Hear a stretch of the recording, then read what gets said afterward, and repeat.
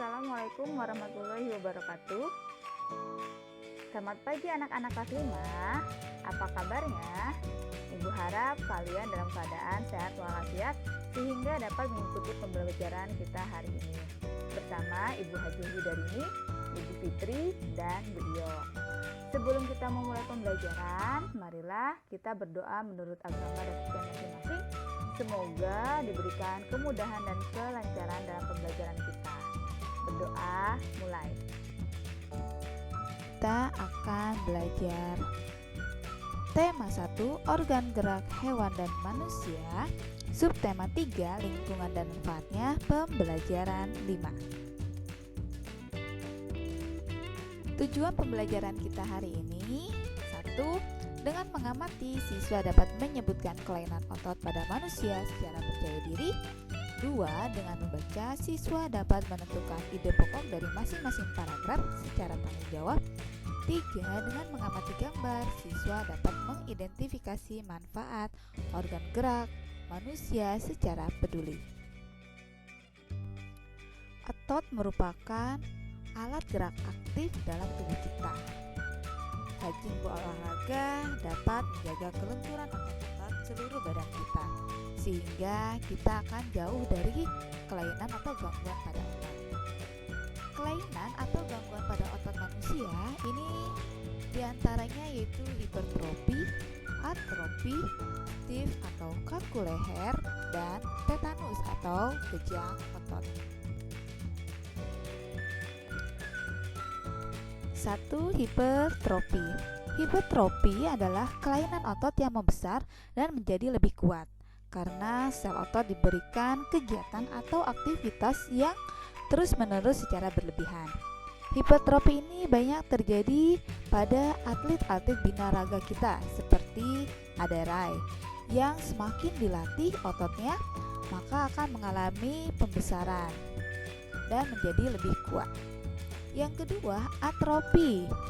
Atrofi ini adalah kelainan otot yang mengecil, lemah, fungsi ototnya menurun, yang disebabkan adanya penyakit polimielitis yang dapat merusak sel saraf pada otot kita. Nah, kalau atrofi ini biasanya terjadi pada orang-orang yang mengalami gejala stroke, lumpuh, dan sebagainya, sehingga otot-ototnya tidak dapat berfungsi dan mengalami pengecilan pada bagian otot. Yang ketiga, stiff atau kaku leher, yaitu kelainan otot karena adanya peradangan otot trapesius leher akibat gerakan yang menghentak secara tiba-tiba atau salah gerak. Nah, jika hal itu terjadi akan menyebabkan seseorang itu mengalami kaku leher. Yang keempat, ini adalah tetanus. Tetanus ini adalah kelainan otot yang disebabkan adanya infeksi bakteri Clostridium tetani. Tetanus ini menyebabkan otot menjadi kejang-kejang. Nah, tetanus ini biasanya terjadi ketika kita misalnya secara tidak sengaja menginjak paku atau kawat yang berkarat, kemudian mengenai atau merobek kulit kita, sehingga bakteri Clostridium tetani ini masuk ke dalam jaringan tubuh kita sehingga menyebabkan otot menjadi kejang. Makanya tetanus disebut juga dengan kejang otot.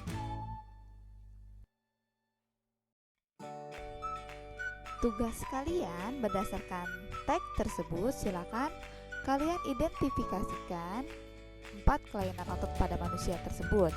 Tadi kelainannya apa saja dan penyebabnya.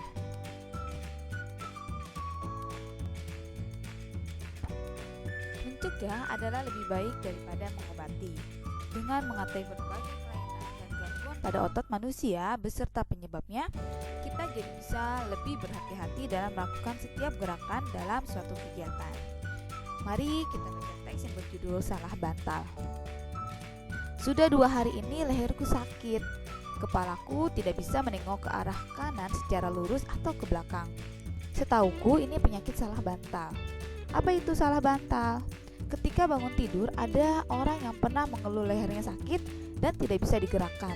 Bisanya hanya menoleh ke sisi tertentu saja, ke kanan atau ke kiri. Keluhan tersebut kerap kali diistilahkan dengan leher tengeng atau nyeri leher. Menurut Dr. Mele Waryanto, spesialis anak, salah bantal adalah suatu penyakit yang sering terjadi pada saat bangun tidur, di mana leher terasa kaku dan tidak bisa digerakkan ke kanan dan ke kiri. Penyakit ini sebenarnya disebut dengan torticollis. Tengeng atau torticollis adalah penyakit di mana posisi dagu tidak sejajar dengan tulang dada paling atas dan depan.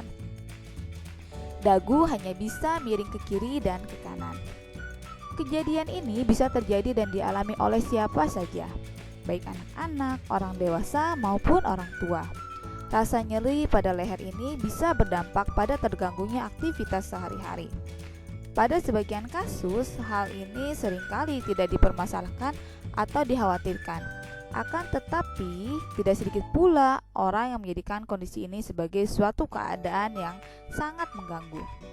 Penyebab torticollis adalah salah posisi tidur, bantal yang terlalu tinggi, bantal yang kaku, sehingga pundak menjadi pegal dan kaku, leher terkilir, tengkuk dan leher terpapar angin dan dingin. Selain itu, juga disebabkan oleh cedera atau terkilir pada otot leher, tulang rawan, sendi reumatis otot leher. Bagaimana cara kita agar terhindar dari penyakit salah bantal? Caranya sebagai berikut. 1. Posisi tidur harus nyaman.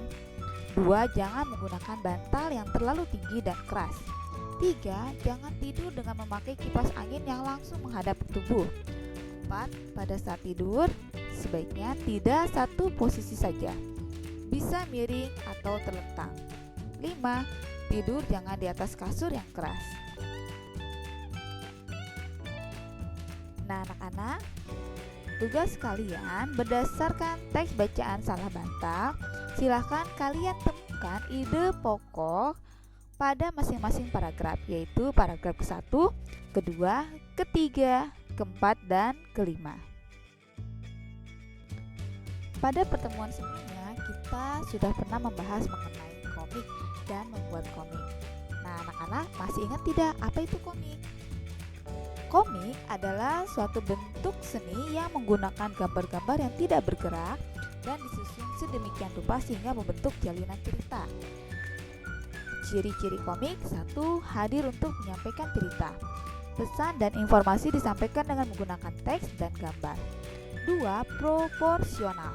Keberadaan gambar dan teks berimbang, membuat pembaca komik seakan-akan terlibat dan berperan langsung ke dalam cerita. 3. Menggunakan bahasa percakapan. Bahasa yang digunakan adalah bahasa sehari-hari yang mudah untuk dipahami. 4. Biasanya bersifat kepahlawanan. Umumnya, isi komik akan cenderung membuat pembaca mempunyai rasa atau sikap kepahlawanan. 5. Penggambaran watak secara sederhana. Penggambaran watak dalam komik dibuat secara sederhana agar pembaca mudah memahami isi cerita dan menangkap pesan yang akan disampaikan dalam cerita. 6. Menyediakan humor. Kata komik berasal dari komik yang berarti jenaka. Humor dalam komik disajikan secara lugas sehingga akan mudah dipahami pembaca, dan biasanya humor yang disajikan sering terjadi dan ada di masyarakat. Nah, anak-anak, tugas kalian selanjutnya, silakan kalian berkreasi membuat komik dengan memilih salah satu tema, yaitu 1. Sikap dan posisi membaca yang benar. 2. Proses pembuatan gerabah. 3. Berolahraga. Ini Ibu berikan contoh komik ya, contoh komik yang mengenai temanya olahraga.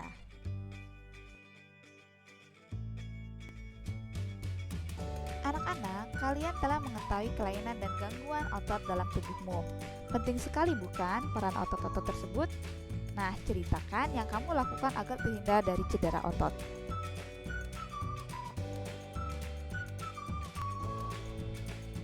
Demikian pembelajaran kita hari ini. Terima kasih. Wabillahi taufiq wal hidayah. Wassalamualaikum warahmatullahi wabarakatuh.